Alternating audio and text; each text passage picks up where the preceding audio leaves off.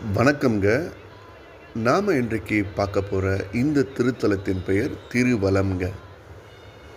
இது ராணிப்பேட்டை மாவட்டத்தில் ராணிப்பேட்டைக்கு மிக அருகிலேயே இருக்குங்க. இந்த கோவிலில் ஈஸ்வரன் வில்வநாதராக இருக்கார்.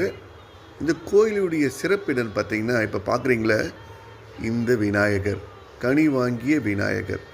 இந்த திருத்தலமே திருவிளையாடல் புராணத்தில் கனிக்காக முருகரும் விநாயகரும் சண்டை போடுறப்ப, முருகர் உலகத்தை சுற்ற போனப்போ விநாயகர் தாய் தந்தையே உலகம் சுற்றி வந்து கனி வாங்கினதுனால இது ரொம்ப விசேஷமான திருத்தலமாக இருக்குங்க.